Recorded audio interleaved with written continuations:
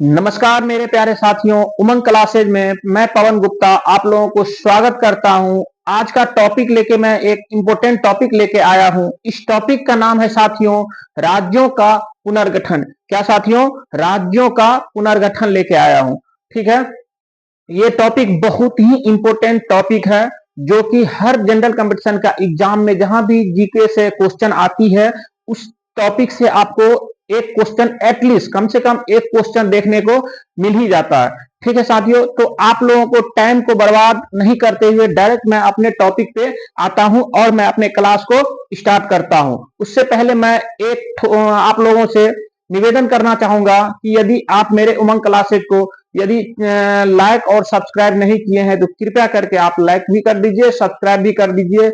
और अंत में यदि हमारी वीडियो और ये टॉपिक का क्लास जो है आप लोगों को अच्छा लगे तो कृपया करके अपने दोस्तों को भी शेयर कर दीजिएगा। ठीक है, ताकि उनका भी कुछ भला हो जाए।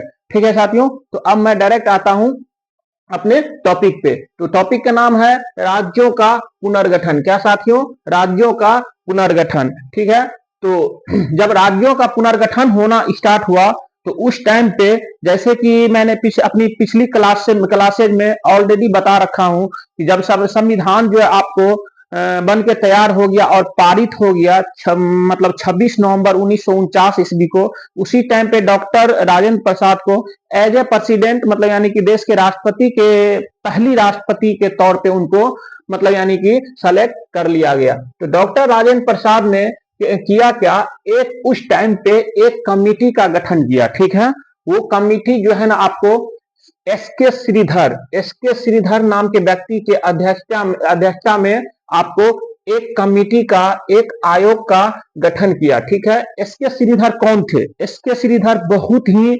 जानकार व्यक्ति थे। उन्होंने उस टाइम पे आपको इलाहाबाद हाई कोर्ट के मतलब यानी कि न्यायाधीश पद से उन्होंने अवकाश प्राप्त किया था, मतलब रिटायर हो चुके थे। ठीक है, और इन्हीं के साथ में और 4 सदस्य की और एक टीम का गठन कर दिया गया और उस टीम का उस आयोग का जो अध्यक्ष है आपको एस के श्रीधर जी को बनाया गया। ठीक है, उनको इस काम के लिए आपको ये टीम की गठन की गई थी कि आप जो है ना एक सर्वे कीजिए, एक रिसर्च कीजिए कि राज्यों का जो गठन किया जाए वो किस आधार पे किया जाए, भाषा के आधार पे किया जाए, प्रशासनिक आधार पे किया जाए या क्या बेहतर रहेगा। तो तो ये टीम ने आपको बहुत दिनों तक इस हर एक एक पॉइंट पे फिजिकली रूप से हर पूरा भारत का भ्रमण किया, केरल कन्याकुमारी से लेकर कश्मीर तक। फाइनली उन लोगों ने इस नतीजा पे पहुंचा कि भाषा के आधार पे राज्यों का पुनर्गठन करना संभव नहीं है, क्योंकि भाषा आपको हर 2 किलोमीटर 4 किलोमीटर 10 किलोमीटर पे जाने पे कुछ ना कुछ चेंजिंग बदलाव आ जाता है। उससे आपको भविष्य में भी किसी मतलब यानी कि दिक्कत पैदा हो सकता है। तो ये सब सारे चीजों को मद्देनजर रखते हुए उन्होंने अपना जो है आपको फाइनल रिपोर्ट ये सबमिट किया। इन्होंने आपको दिया कि सर की भाषा के आधार पे राज्यों का गठन करना, क्षेत्रों का बंटवारा करना ये सही नहीं होगा। इनके लिए आपको प्रशासनिक आधार पे कीजिए, ये बेटर होगा। ठीक है, जब ये रिपोर्ट आपको डॉक्टर राजेंद्र प्रसाद के पास पहुंचा साथियों, तो उसी टाइम पे आपको मतलब कि अगले साल आपको जो है ना आपको कांग्रेस का अधिवेशन जयपुर राजस्थान की राजधानी जो अभी अभी फिलहाल है, तो वहां पे एक जो है अधिवेशन कांग्रेस का अधिवेशन चल रहा था। उस अधिवेशन में डॉक्टर राजेंद्र प्रसाद ने इस बात को रखा और इस कमिटी के बारे में पूरा डिटेल बताया उस अधिवेशन में।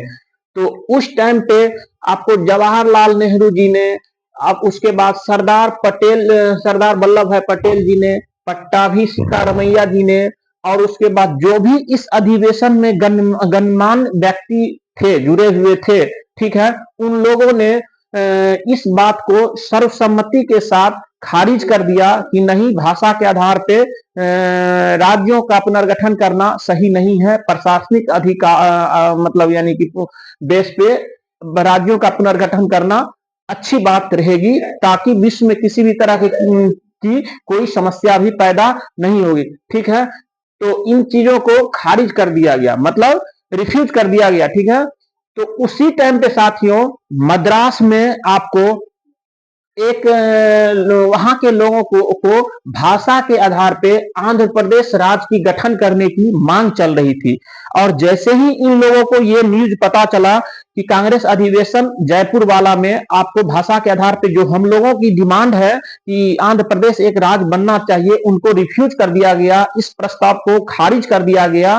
तो वहां के लोगों ने आपको एक बहुत ही चर्चित व्यक्ति था जो कि हर एग्जाम में ऑलमोस्ट जब भी इस टॉपिक से क्वेश्चन आता है, ये टॉपिक बहुत ही आपको पॉइंट से मतलब यानी कि आ ही जाता है। तो उस टाइम पे आपको एक पोटी श्री रामुलु, क्या पोटी श्री रामुलु नाम के व्यक्ति थे, उन्होंने अपने वहां के स्थानीय लोगों के साथ किया क्या कि आंदोलन प्रोटेस्ट करना स्टार्ट कर दिया। ठीक है, ये प्रोटेस्ट आपको लगभग 58 डेज तक कंटिन्यू चला। आमरण अनशन पे उन लोगों ने भूख हड़ताल कर दिया। कौन?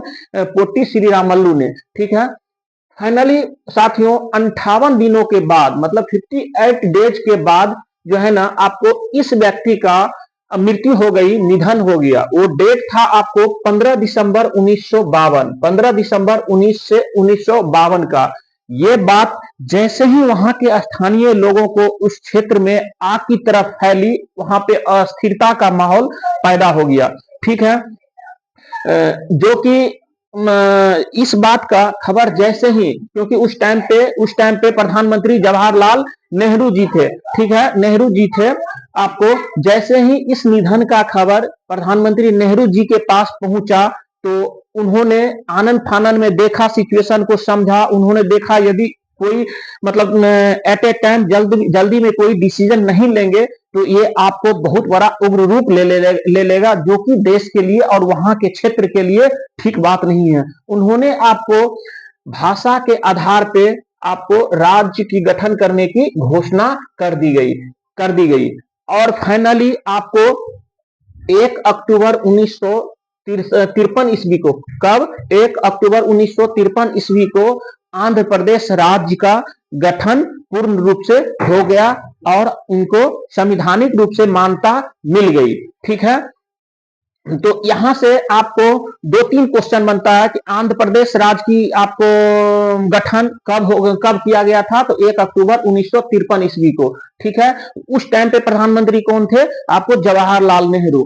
ठीक है, उसके बाद ऐसे भी क्वेश्चन पूछता है कि भाषा के आधार पे राज्यों का नया राज्य बनने वाला भारत का कौन सा राज्य है? ठीक है, तो क्या बोलेंगे हम लोग? आंध्र प्रदेश राज्य है, जो कि 1 अक्टूबर 1953 ईस्वी में मतलब भाषा के आधार पे बनने वाला देश का पहला राज्य है।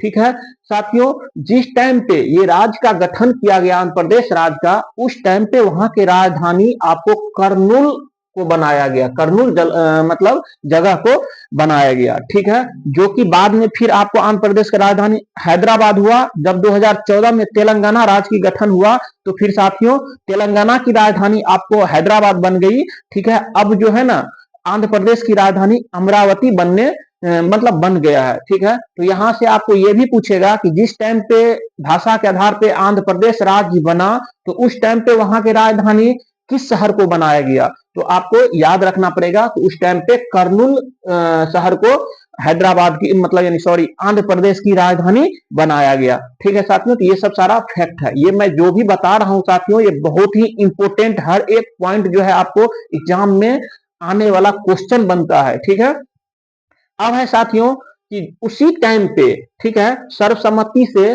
राज्य पुनर्गठन आयोग का फिर से गठन किया गया। ठीक है, जो कि 1953 ईस्वी की बात है। ठीक है, ये आपको राज्य पुनर्गठन आयोग की गठन आपको इसकी अध्यक्षता फजल अली के अध्यक्षता में ये राज्य पुनर्गठन आयोग का गठन किया गया और इनके साथ 2 व्यक्ति को और इसमें शामिल किया गया। वो व्यक्ति था, पहला व्यक्ति था साथियों हृदयनाथ कंजरू। ठीक है, और दूसरा व्यक्ति था सरदार के एम पनिक्कर। कौन? के सरदार के एम पनिक्कर। तो ये भी क्वेश्चन पूछ सकता है राज्य पुनर्गठन आयोग की गठन कब की गई? तो 1953 ईस्वी में। और उस किसकी अध्यक्षता में की गई? तो फजल अली की अध्यक्षता में।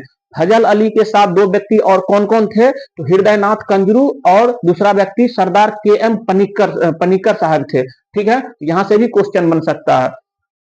फिर ये गठन ये राज्य पुनर्गठन आयोग का गठन 1953 में हुआ। वो अपना काम 2-3 साल तक किया। फिर फाइनली 1956 ईस्वी में ये अधिनियम बन गया। मतलब क्या हो गया, ये बिल से या जो भी अधिनियम मतलब यानी कि संसद के द्वारा पास कर दिया गया। और उस टाइम पे साथियों आपको 1956 में भारत में 14 राज्य और 6 यूटी मतलब यूनियन टेरिटरी मतलब यानी कि केंद्र शासित प्रदेश बन गया। तो उस टाइम पे ये भी पूछ सकता है 1956 ईस्वी में जो देश में कितने राज्य हुआ करते थे और कितने यूनियन टेरिटरी केंद्र शासित प्रदेश बना। ठीक है, तो क्या बोलेंगे, 14 राज्य बना और 6 केंद्र शासित प्रदेश बना। ठीक है साथियों, फिर उसी टाइम पे उससे पहले ही नवंबर 1954 ईस्वी में पहले जो अंग्रेज सब जो शासन करते आ रहा था, बहुत सारे जो फ्रांसीस डच सब, तो फ्रांस ने हमारे देश का 4 जगह था जिन पे उस टाइम तक भी आपको फ्रांस का ही अधिकार था। ठीक है, तो फिर उनसे भारत ने फ्रांस से मतलब भारत ने जो ये चारों बस्तियां जो थी, कौन कौन चारों बस्तियां कौन कौन थी, पौंडीचेरी थी, उसके बाद यनाम था, चंद्रनगर था, केरिकल था। ये चारों जगह को फ्रांस से ले लिया गया। और उसके बाद 28 मई 1956 ईस्वी को, ये सब ईस्वी आपको हिस्ट्री सब में ईस्वी बहुत ही मायने रखता है साथियों। इस सबको आपको बारीकी से ध्यान देना होगा, 2-4 बार बार बार रिपीट करके उसको किसी भी तरह याद करना बहुत ही इंपॉर्टेंट होता है। ठीक है, तो आपको चारों बस्तियां थी कौन कौन, पांडिचेरी, यनाम, चंद्रनगर और कैरिकल। ठीक है, कैरिकल ये 28 मई 1956 ईस्वी को इनको भारत ने पौंडीचेरी मतलब यानी कि पौंडीचेरी यूनियन टेरिटरी क्षेत्र का गठन करके उसको क्षेत्र बना दिया, मतलब केंद्र शासित प्रदेश बना दिया गया। जो कि अभी भी वर्तमान में पौंडीचेरी की जबकि यूनियन टेरिटरी है उसमें चारों जगह शामिल है। ठीक है साथियों, इनको भूलना नहीं है। फिर उसके बाद साथियों 18 दिसंबर 1961 को फिर एक ऑपरेशन चलाया गया। कब, 18 दिसंबर 1961 ईस्वी को पुर्तगालियों पे उस टाइम तक भी देखिए देखिए सोचिए, बहुत ही ये ध्यान देने वाली बात है कि हम लोगों को ये स्वतंत्रता जो मिली है, ये फ्रीडम मिली है, जो आज हम लोग खुले में सांस लेते हैं अपने स्वतंत्र तरीका से, इनके पीछे न जाने कितने महान स्वतंत्रता सेनानियों ने अपना दिन रात एक करके अपना बलिदान सारा सर्वोच्च निछावर करके तभी ये देश आजाद हुआ है साथियों। इसीलिए हम लोगों को ये जो है ना आपको आजादी नहीं भूलना चाहिए और देश के प्रति ईमानदारी से काम करना चाहिए साथियों। ठीक है, आपको तो 1947 में आजाद होने के बावजूद भी 1961 ईस्वी तक गोवा पर किसका अधिकार था, तो पुर्तगालियों का अधिकार था साथियों। तो 1961 ईस्वी में पुर्तगालियों पर जो आपको गोवा और दमन दीव वाले इलाका पे जो पुर्तगालियों का अधिकार था, उनसे उनसे मतलब किससे, पुर्तगालियों से मुक्त कराया गया। ठीक है, किसको, तो गोवा को और दमन व दीव को, ये चीज नहीं भूलना है। और साथियों फिर संसद भवन में 12वां संविधान संशोधन बिल पारित हो गया।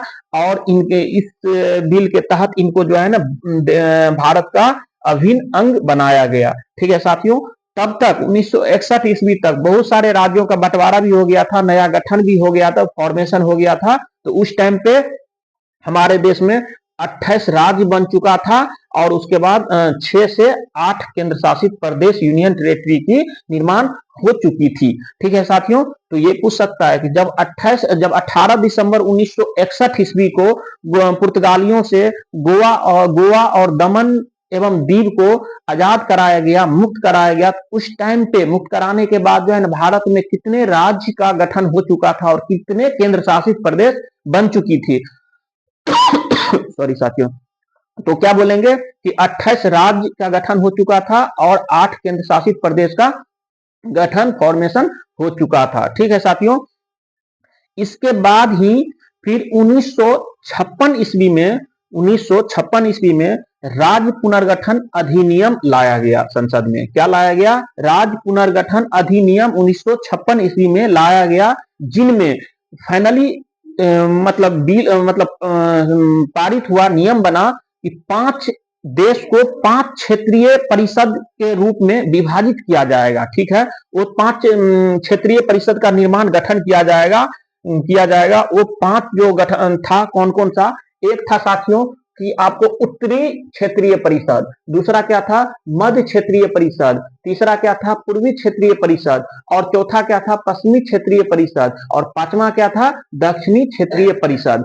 इस पांचों में भारत के जितने भी राज्य थे सबको जो है ना प्रॉपर वे में उसको बैलेंस बनाने के लिए प्रशासनिक गतिविधियां सुचारू रूप से चलाने के लिए उसको 5 भागों में बांट दिया गया। ठीक है, तो उसमें आपको उत्तरी क्षेत्रीय परिषद का जो आपको मुख्यालय आपको कहां बनाया गया, आपको हेडक्वार्टर न्यू दिल्ली में बनाया गया। कहां साथियों, न्यू दिल्ली में बनाया गया। ठीक है, तो उस उत्तरी क्षेत्रीय परिषद में आपको भारत के पंजाब राज्य, हरियाणा, हिमाचल प्रदेश, राजस्थान, जम्मू कश्मीर, लद्दाख, चंडीगढ़ और दिल्ली को, मतलब इतना राज्यों को आपको उत्तरी क्षेत्रीय परिषद में रखा गया।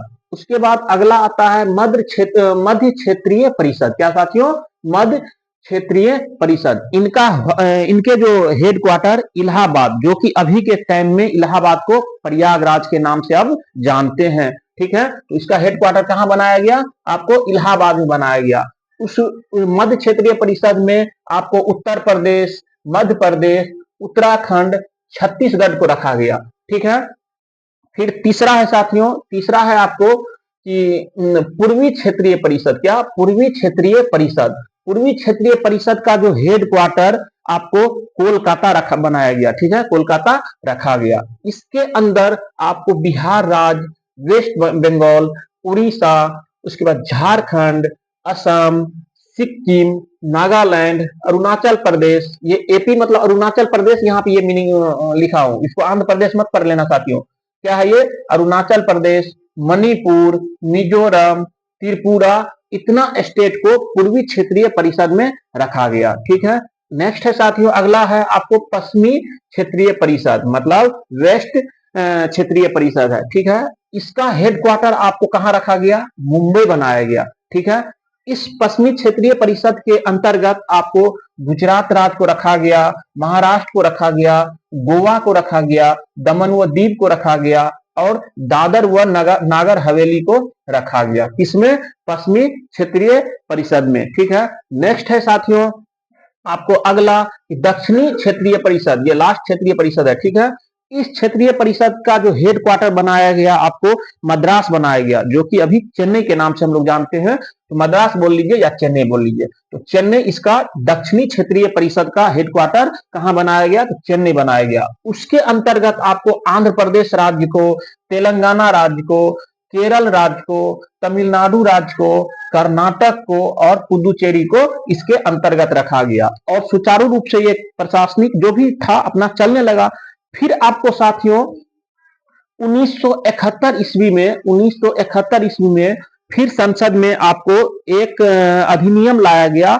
उस अधिनियम के तहत पूर्वोत्तर का जो भी 8 राज्य है, ठीक है, 8 स्टेट है, उनके लिए एक अलग से क्षेत्रीय परिषद की घोषणा कर दी गई, और उसका नाम रखा गया, क्या साथियों, इसका नाम रखा गया पूर्वोत्तर क्षेत्रीय परिषद। क्या साथियों, पूर्वोत्तर क्षेत्रीय परिषद रखा गया। ठीक है, और इसका गठन पूर्ण रूप से, ये तो संसद में 1971 ईस्वी में ये मतलब विचार लाया गया। ठीक है, और उनको पूर्ण रूप से आपको मान्यता मिल गई, और पूर्वोत्तर क्षेत्रीय परिषद की गठन 8 अगस्त 1972 ईस्वी को फाइनली कर दिया गया संसद के द्वारा। ठीक है, तो इसके अंतर्गत जो आपको पूर्वी क्षेत्रीय परिषद में बिहार, बंगाल, उड़ीसा, झारखंड और 8 पूर्वोत्तर राज्य आता था, तो उसमें से किया क्या, पूर्वोत्तर का जो 8 राज्य होता है उसको छांट के पूर्वोत्तर क्षेत्रीय परिषद से उसको पूर्वोत्तर क्षेत्रीय परिषद में रख दिया। ठीक है, तो इसमें आ गया आपको असम आ गया, फिर इसके बाद सिक्किम आ गया, फिर अरुणाचल प्रदेश आ गया, फिर मेघालय आ गया, फिर नागालैंड आ गया, मणिपुर आ गया, मिजोरम आ गया, त्रिपुरा आ गया। ठीक है, यहां से मैं जो भी टॉपिक पढ़ाया हूं ये टॉपिक बहुत ही इंपॉर्टेंट है साथियों, इससे क्वेश्चन आपको आ ही जाता है। इससे क्वेश्चन आता है तो बहुत सारे बच्चा इसको जो है ना लाइटली में लेके आपको छोड़ देते हैं, उनके लिए ये क्वेश्चन यदि इस टॉपिक से आता है तो सिर दर्द साबित हो जाता है एग्जामिनेशन हॉल में, और ये क्वेश्चन छोड़ देता है, या नहीं तो थोड़ा बहुत रिस्क लेते हैं तो गलती ही हो जाता है। इसीलिए मैं जो जो टॉपिक पढ़ा रहा हूं माय डियर फ्रेंड, उसको आप सीरियस वे में पढ़िए, समझिए, याद रखिए, ताकि आप लोगों की जो सपना है वो सपना आप लोग पूरा कर सके। ठीक है, तो एक बार मैं जाते जाते फिर से साथियों मैं विनम्र निवेदन करूंगा कि मेरे उमंग क्लासेस को आप लोग लाइक कीजिए, सब्सक्राइब कीजिए। ये वीडियो हमारी यदि आप लोगों को अच्छा लगे तो अच्छा लगा होगा, ये तो मेरा मैं आशा करता हूं, क्योंकि मैंने अपने तरफ से पूर्ण कोशिश किया हूं कि प्रॉपर वे में आप लोगों को पढ़ाया हूं ताकि अच्छे से समझ में आए, और ये क्लास समझ में आया भी होगा तो अपने दोस्तों को भी शेयर कीजिए। ठीक है, तब तक के लिए मैं इस क्लास से यहां से अभी विदा लेता हूं। जय हिंद, जय भारत।